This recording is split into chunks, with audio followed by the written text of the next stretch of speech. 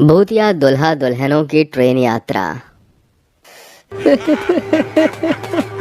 तुमने क्या किया दादाजी? दादाजी उठिए, दादाजी मेरे दादाजी को मार दिया, मैं तुम्हें नहीं छोड़ूंगा। तू एक इंसान होकर हमें मारेगा? जिस तरह तेरे दादा को मारा है ठीक उसी तरह अब तुझे भी मार देंगे। छोड़ दो, मत मारो। आखिरकार क्या बिगाड़ा है मैंने तुम लोगों का? क्यों मार रहे हो हम बेकसूर इंसानों को? आखिरकार ये सब क्या हो रहा था? इस ट्रेन में इतने सारे भूतिया दूल्हा दुल्हन क्यों यात्रा कर रहे थे और क्यों ये इन बेकसूर इंसानों को इस तरह मार रहे थे? क्या इसके पीछे कोई वजह थी या कोई ऐसा राज जो हमें नहीं पता? आइए इस राज को जानने के लिए कहानी में आगे बढ़ते हैं। आकाश, अब हम क्या करें? कहीं हमारी ट्रेन निकल गई तो हमें सुबह होने से पहले शहर पहुंचना है। तुम परेशान मत हो पूनम, हमारी ट्रेन नहीं निकलेगी। हम समय पर शहर पहुंचेंगे और एग्जाम भी देंगे। आकाश और पूनम दोनों कॉलेज के स्टूडेंट्स कुछ दिन के लिए अपने गांव आए होते हैं और आज रात की ट्रेन से उन्हें एग्जाम के लिए शहर जाना था। दोनों भागते भागते गुंजनपुर रेलवे स्टेशन पर पहुंचते हैं, लेकिन उनके पहुंचने से पहले ही गुंजनपुर रेलवे स्टेशन की आखिरी ट्रेन निकल चुकी थी। मैंने कहा था ना ट्रेन निकल जाएगी। अब हम क्या करें? कल सुबह 10 बजे हमारा एग्जाम है और अब तो कोई दूसरी ट्रेन भी नहीं आएगी। अगली ट्रेन सुबह 5 बजे ही आएगी। अब हम क्या करेंगे?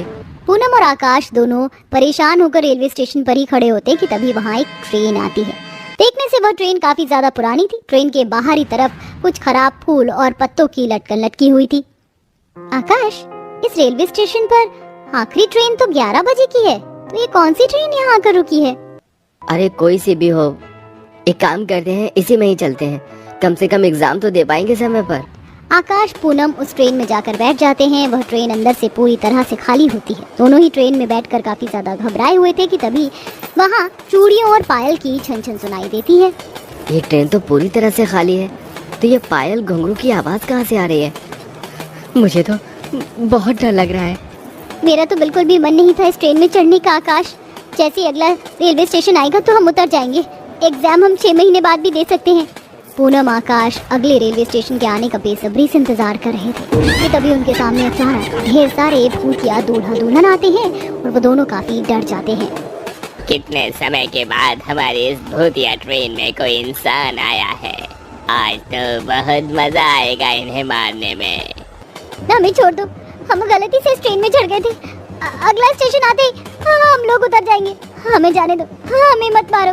तुम इस ट्रेन में भले ही अपनी मर्जी से आए हो, लेकिन जाओगे हमारी मर्जी से, और ये मर्जी कभी नहीं होगी। जहाँ कुछ भूतिया दुल्हन मिलकर पूनम को मारती हैं, वहीं कुछ भूतिया दूल्हे आकाश को मार देते हैं और ऐसे ही कुछ दिन गुजर जाते हैं। हद होती है, 9 बजे की ट्रेन थी, 11 बज गए हैं, लेकिन अभी तक ट्रेन नहीं आई। आप परेशान मत हो, आती ही होगी। क्या पता रास्ते में कुछ प्रॉब्लम हो गई हो। पीयूष झिलमिल बेसब्री से अपनी ट्रेन के आने का इंतजार कर रहे थे कि तभी वहाँ वही भूतिया ट्रेन आकर रुकती है। लगता है यही ट्रेन है हमारी, चलो चलते हैं। पीयूष और झिलमिल जैसे ही उस भूतिया ट्रेन में चढ़ते हैं तो उनका सामना उन भूतिया दूल्हा दुल्हनों से होता है। ये लो, फिर से हमारे इस भूतिया ट्रेन में कुछ नए मेहमान आए हैं। लगता है इन दोनों की कुछ समय पहले ही शादी हुई है। नई शादी की कितनी अच्छी खुशबू आ रही है इन लोगों में से। उन भूतिया दूल्हा दुल्हन की बात सुन पीयूष और झिलमिल थर थर कांपने लगते हैं और वहाँ से भागते हैं, लेकिन वह भूतिया दूल्हा दुल्हन भी उनका पीछा करते हैं और उन्हें भी बेरहमी से मार देते हैं। आए दिन गुंजनपुर रेलवे स्टेशन पर ये भूतिया ट्रेन आकर रुकती है और जो भी उसमें चढ़ता तो वह भूतिया दूल्हा दुल्हन मिलकर उसे मौत के घाट उतार देते हैं। इस सिलसिले को चलते हुए तकरीबन कई साल गुजर चुके थे और आज एक दादा पोते उस गुंजनपुर रेलवे स्टेशन पर आते हैं। दादाजी, मैंने आपसे कहा था ना कि हम लोग फ्लाइट से चलते हैं। ट्रेन में हमें टाइम लग जाएगा और मुझे तो ट्रेन में आना जाना भी पसंद नहीं है। अरे बेटा, तुझे ट्रेन के सफर के बारे में नहीं पता। बचपन में हम लोग तो ट्रेन से ही जाया करते थे। तू आज तक ट्रेन में बैठा नहीं है ना, आज मैं तुझे ट्रेन में बैठाऊंगा। दोनों दादा पोते आराम से ट्रेन का सफर तय करेंगे। राघव अपने दादा के साथ गुंजनपुर रेलवे स्टेशन पर खड़ा होता है। थोड़ी ही देर में वही भूतिया ट्रेन वहाँ आती है और दादा पोता जाकर उस ट्रेन में बैठ जाते। दादाजी, ये ट्रेन तो पूरी की पूरी खाली है।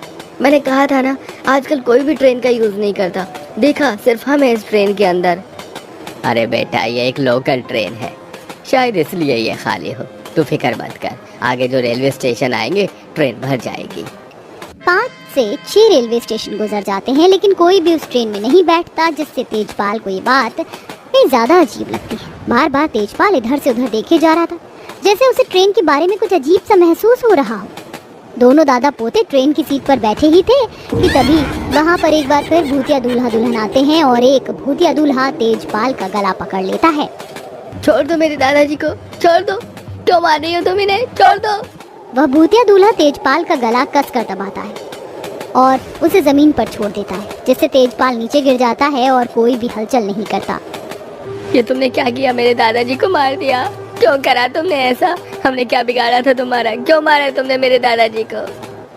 जो भी इस ट्रेन में आएगा वो मारा जाएगा, और तुम इसका कारण जानना चाहते हो ना, तो हम तुम्हें इसका कारण बताएंगे। मैं तो काफी ज्यादा खुश हूँ। मेरे गांव के कितने बच्चों का सामूहिक विवाह हो गया। तुम सभी के लिए हमने हनीमून का भी इंतजाम किया है। हमारे गांव के रेलवे स्टेशन पर एक पूरी की पूरी ट्रेन तुम लोगों के लिए बुक की है। चलो अब जल्दी से सब रेलवे स्टेशन की तरफ जाओ। सभी नए दूल्हा दुल्हन गुंजनपुर रेलवे स्टेशन पर पहुंचते हैं और ट्रेन में जाकर बैठ जाते हैं। ट्रेन का सफर सभी लोग एंजॉय कर रहे होते कि तभी ट्रेन चलाने वाले ने कुछ ज्यादा मात्रा में शराब पी रखी होती है, जिसके चलते वह ट्रेन गलत ट्रैक पर ले आता है। दूल्हा दुल्हन से भरी उस ट्रेन का एक दूसरी ट्रेन के साथ एक्सीडेंट हो जाता है और वह सभी दूल्हा दुल्हन वहीं मर जाते। उस दिन के बाद से वह सभी दूल्हा दुल्हन उस भूतिया ट्रेन में कैद हो जाते हैं और जब भी उनकी ट्रेन में कोई चढ़ता है तो वह उसे मार देते हैं। क्या कसूर था हमारा? हमारी नई नई शादी हुई थी। हम अपने जीवन साथी के साथ एक नई जिंदगी की शुरुआत करने जा रहे थे, लेकिन एक इंसान की गलती की वजह से हम सब मारे गए और हम अब सबको मार देंगे। इतना कहकर वह भूतिया दूल्हा राघव को मारने के लिए आगे बढ़ ही रहा था कि तभी राघव का दादा तेजपाल अचानक से उठता है और अपनी जेब से भभूति निकालकर उन भूतिया दूल्हा दुल्हनों पर फेंक देता है, जिससे कुछ समय के लिए वो गायब हो जाते हैं। दादाजी, आप जिंदा हैं?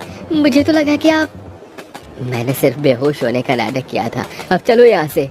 दरअसल तेजपाल एक बहुत बड़ा सिद्ध पंडित था, इसलिए वह हमेशा अपने पास भभूति रखता था। तेजपाल राघव के साथ एक डब्बे से दूसरे डब्बे में भागता हुआ जा रहा था कि तभी उसे एक डब्बे में कुछ कंकाल दिखाई देते हैं। उन कंकालों के ऊपर छोटे छोटे कपड़ों के टुकड़े और कुछ गहने थे, जिन्हें देख राघव, तेरे पास माचिस, लाइटर या कुछ जलाने के लिए है क्या? हाँ दादाजी, ये घर से निकलते हुए माँ ने माचिस दी थी, मेरी जेब में ही है, लेकिन आप उसका क्या करेंगे? तेजपाल राघव से माचिस लेकर उन कंकालों को जला देता है और चलती ट्रेन से राघव के साथ कूद जाता है। देखते ही देखते वह पूरी ट्रेन जलने लगती है। साथ ही साथ वह भूतिया दूल्हा दुल्हन भी जल जाते हैं और उनके साथ ही वह पूरी ट्रेन जलकर राख बन जाती है। दादाजी, आपने उन कंकालों को क्यों जलाया और अचानक ट्रेन जलकर राख कैसे होगी? मुझे तो कुछ समझ में नहीं आ रहा है। तूने शायद ध्यान से देखा नहीं, वो कोई ऐसे वैसे कंकाल नहीं थे। उन कंकालों के ऊपर दूल्हा दुल्हन के जोड़े के कुछ कपड़े के टुकड़े और गहने थे, यानी कि वो जितने भी कंकाल थे सब उन भूतिया दूल्हा दुल्हन के थे। उनके कंकालों को बिना जलाए उन्हें मुक्ति नहीं मिल सकती थी, इसलिए मैंने उन्हें जला दिया। अब वो इस लोक से पूरी तरह से मुक्त हो चुके हैं। दोनों दादा पोते एक दूसरे का हाथ पकड़ते हैं और उस रेलवे ट्रैक से पैदल पैदल जाने लगते हैं और इसी के साथ भूतिया दूल्हा दुल्हन की ट्रेन यात्रा की कहानी हमेशा हमेशा के लिए यहीं खत्म